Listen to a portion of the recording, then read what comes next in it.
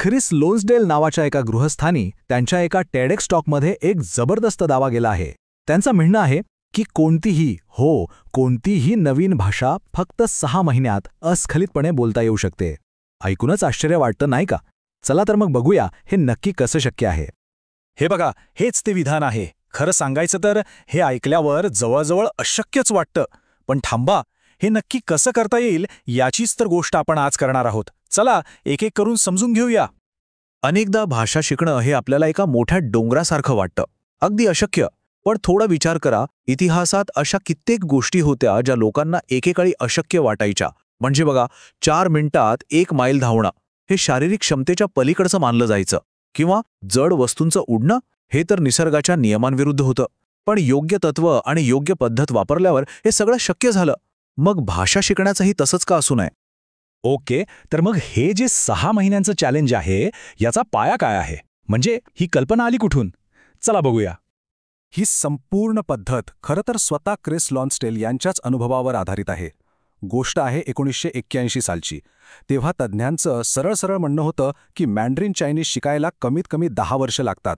पण ख्रिस यांनी हे आव्हान स्वीकारलं आणि फक्त 6 महिन्यात ती भाषा आत्मसात करून दाखवली. पण आपण मुख्य पद्धतीकडे जाण्याआधी एका महत्त्वाच्या गोष्टीवर बोलूया. ते म्हणजे आपले गैरसमज. असे काही विचार जे बहुतेक लोकांना भाषा शिकण्यापासून अक्षरशः अडवतात.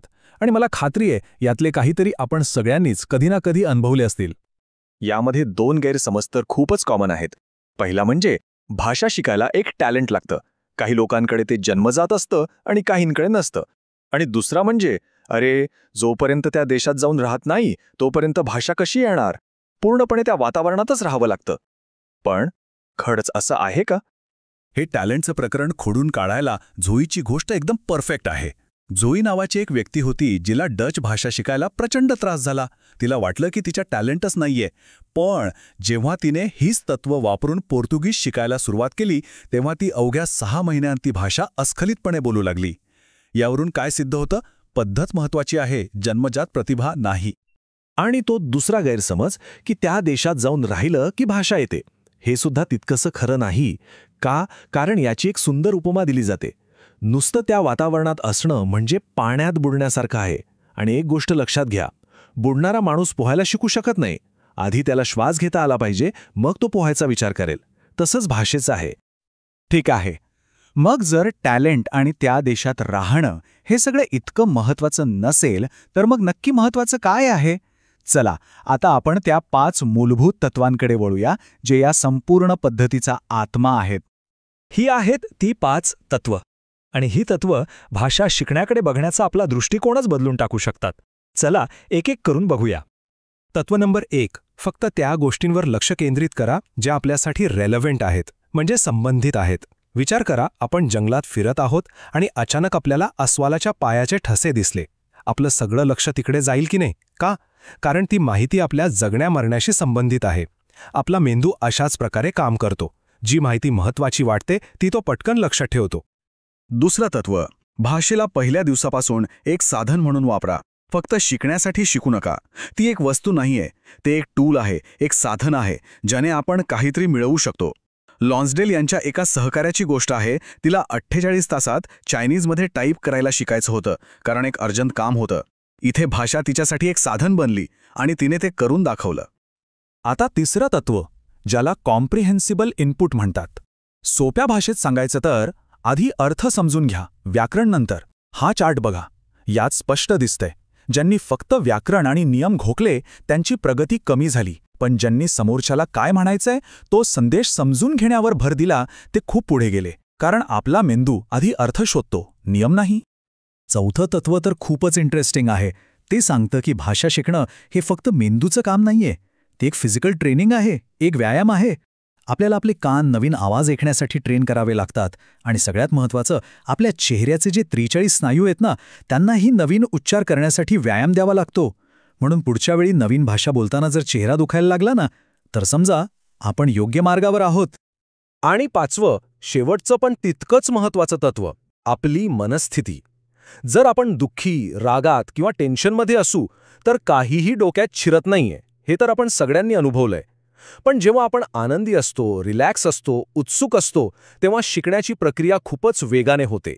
आणि हो, प्रत्येक शब्दाचा अर्थ कळालाच पाहिजे हा हट्ट सोडून द्या. सुरुवातीला संदिग्धता स्वीकारायला शिका. तर ही झाली 5 तत्व. म्हणजे का करायचं हे आपल्याला कळलं. पण आता सर्वात महत्त्वाचा प्रश्न, कसं करायचं? चला, आता आपण त्या 60 ठोस कृतींकडे वळूया, जे आपल्याला प्रत्यक्ष भाषा शिकायला मदत करतील. तर या आहेत त्या 7 कृती. यांना आपण आपल्या प्रवासातली एक रोजची गाईडलाईन समजू शकतो. या कृती फॉलो केल्या तर भाषा शिकणं खूप सोपं आणि प्रभावी होऊन जातं. पहिल्या 3 कृती तर एकदम सोप्या आहेत. नंबर 1, भरपूर ऐका. याला ब्रेन सोकिंग असंही म्हणतात, म्हणजे मेंदूला त्या भाषेत भिजून टाका. नंबर 2, सुरुवातीला शब्दांचा अर्थ नाही कळला तरी चालेल, फक्त समोरच्याच्या बॉडी लँग्वेजवरून, हावभावांवरून अर्थ समजून घ्यायचा प्रयत्न करा. आणि नंबर 3, अगदी लहान मुलांसारखं वागा. जमेल तसे शब्द एकत्र करून बोलायला सुरुवात करा, चुकण्याची अजिबात पर्वा करू नका. चौथी कृती प्रचंड महत्वाची आहे. ती म्हणजे मूळ शब्दांवर, म्हणजे कोर शब्दांवर लक्ष केंद्रित करा. हा चार्ट बघा, हे अविश्वसनीय आहे. आपण रोजच्या बोलण्यात जे काही बोलतो त्यातला तब्बल 85% भाग हा फक्त 1000 शब्दांनी बनलेला असतो. फक्त 1000. मग हे शब्द शिकायचे कसे? त्याचा एक सोपा प्लॅन आहे. पहिल्या आठवड्यात फक्त प्रश्न विचारायला शिका. त्याला काय म्हणतात? याचा अर्थ काय? दुसऱ्या आठवड्यात लहान मुलांसारखे शब्द वापरा. मी, हे, गरम, दे. आणि तिसऱ्या-चौथ्या आठवड्यापर्यंत पण, म्हणून, जरी असे जोडशब्द वापरून छोटी छोटी वाक्य बनवायला लागा. 5वी कृती आहे एक लँग्वेज पेरेंट शोधणं, म्हणजे एक भाषा पालक. ही अशी व्यक्ती असते जी तुम्हाला जज करत नाही. ती तुमच्या चुका काढत नाही. उलट तुम्ही काय म्हणायचा प्रयत्न करत आहात हे समजून घेते. अगदी जसं आई-वडील आपल्या लहान मुलाशी बोलतात तसं. यामुळे चुका करायला न घाबरता बोलण्यासाठी एक सुरक्षित जागा मिळते. 6वी कृती आहे समोरच्या व्यक्तीच्या चेहऱ्याचे हावभाव कॉपी करणं. यामुळे उच्चार सुधारायला खूप मदत होते. आणि 7वी सगळ्यात महत्त्वाची कृती म्हणजे डायरेक्ट कनेक्ट किंवा थेट जोडणी. याचा अर्थ काय? तर नवीन शब्द शिकताना तो आपल्या मातृभाषेत भाषांतरित करायचा नाही. त्या शब्दाला थेट एका इमेजशी, एका भावनेशी जोडायचं. उदाहरणार्थ, फायर हा शब्द शिकताना आग असं भाषांतर करण्याऐवजी आपल्या मनात थेट आग, धूर, उष्णता याचं चित्र उभं राहिलं पाहिजे. तर ही 5 तत्व आणि या 7 कृती हे सगळं एकत्र केल्यावर अस्खलितपणे भाषा बोलण्याकडे जाणारा आपला मार्ग तयार होतो. चला, आता या सगळ्याचा एकदा शेवटचा आढावा घेऊया. तर मग आता ही 5 तत्व आणि 7 कृती हा सगळा आराखडा आपल्यासमोर तयार आहे. आता प्रश्न फक्त एकच उरतो. या सगळ्याचा वापर करून आज आपण कोणती नवीन भाषा शिकायला सुरुवात करणार आहोत?